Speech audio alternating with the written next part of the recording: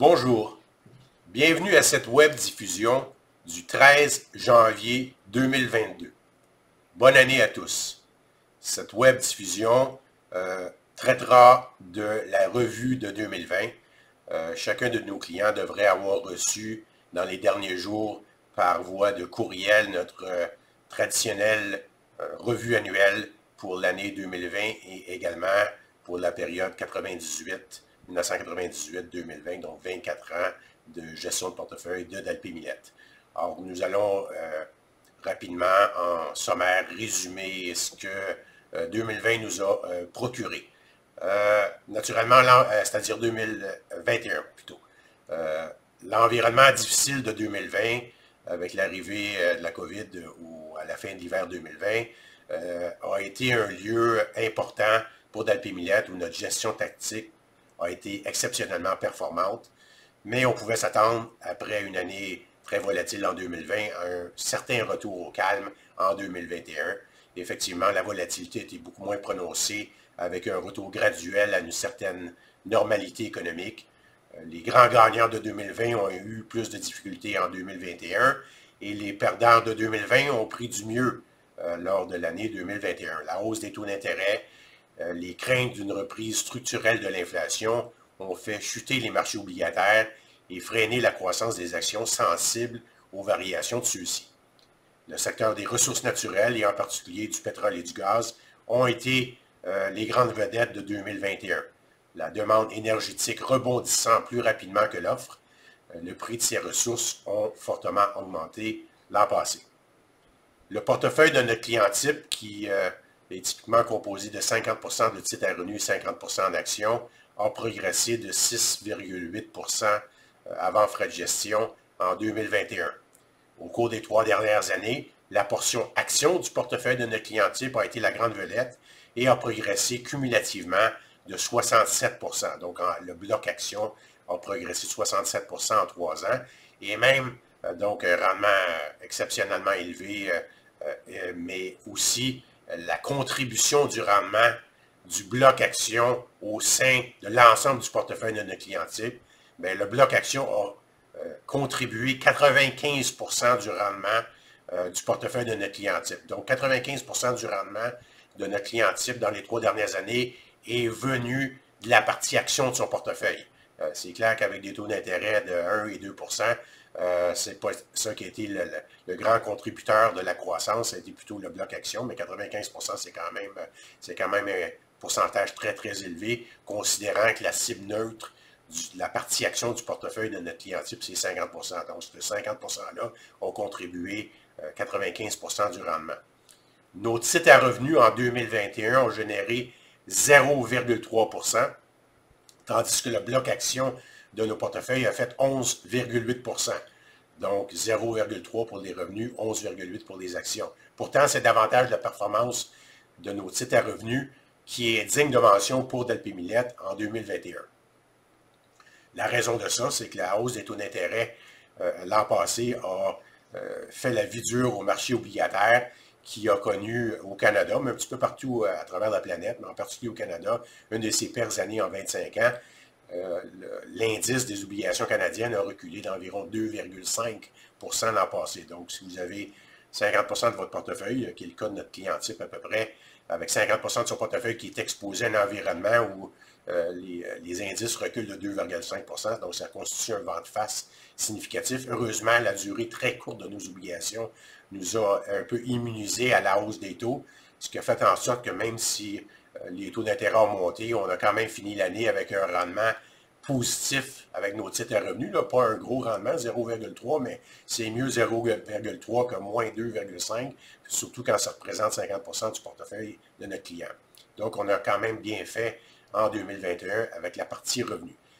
Pour la partie action, notre bloc action a fait 11,8% l'an passé, contre environ 15,6% pour l'indice Financial Times All World Index. Donc, l'indice de toutes les bourses de la planète a fait environ 15,6. Donc, on a eu légèrement moins que l'indice, principalement pour 2 raisons.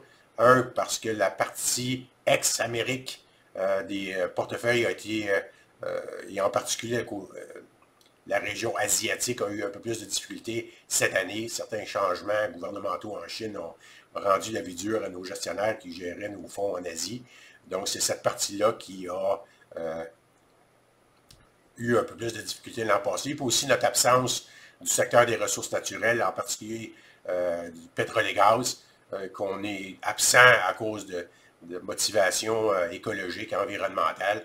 Ben, c'était un secteur qui a très bien fait l'an passé et dans lequel on a été absent. Donc, ça explique ces deux raisons-là, la Chine et notre absence du pétrole et gaz, pourquoi on a fait un peu moins bien que les indices. Mais c'est quand même pas été dramatique en termes d'impact. Si on regarde pour la bourse américaine, par exemple, la bourse américaine mesurée en dollars canadiens a fait 25,7 %. Nous, nos actions aux États-Unis ont fait 32,6 %. Et si on regarde sur les 3 dernières années dans un marché hyper concurrentiel qui est le marché américain au niveau de la gestion des portefeuilles, où il y a un très, très, très faible pourcentage des gestionnaires qui réussissent à égaler les indices. Dans les 3 dernières années, nos actions américaines ont fait 127 % de rendement cumulatif versus le Standard & Poor's 500 mesurant en dollars canadiens qui a fait 80 %. Donc, on parle de 47 % de plus sur 3 ans, alors que la vaste majorité ne font même pas les indices. Donc, on a quand même bien fait. Si on regarde la bourse canadienne a progressé une bonne année l'an passé, en particulier aidé par le secteur des pétrole et gaz, qui est un poids important dans la bourse canadienne. Or, la bourse canadienne a progressé de 21,7 % l'an passé, mais nous, nos actions canadiennes ont progressé de 21,5 %. Ça inclut le dividende. Alors, si on rajoute le dividende dans la bourse canadienne, ça fait à peu près 25 %, qu'on a à peu près 22 % de nos actions canadiennes, donc très près de l'indice. Mais la bourse canadienne, elle a profité du secteur pétrole et gaz, alors que nous, on n'a pas profité parce qu'on n'en achète pas dans nos portefeuilles des titres de pétrole. Si on exclut la bourse canadienne, la contribution significative du pétrole et gaz l'an passé, si on enlève ça, ça fait 16 %. Donc, la bourse canadienne, à part le pétrole et le gaz, a fait 16 %. Et si on veut comparer des pommes avec des pommes, nous, on a fait à peu près 22 %. Donc, on s'en est quand même très bien tiré, malgré le fait qu'on était absent du pétrole et gaz.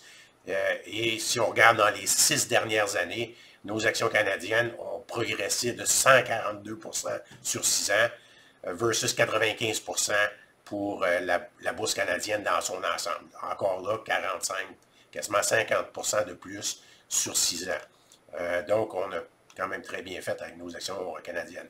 Nos actions internationales, c'est-à-dire qui excluent ce qui est au Canada et aux États-Unis, ont fait un rendement de 2 % en 2021. Donc, un peu décevant. Puis comme je mentionnais, ça vient principalement, cette déception-là, liée à l'Asie.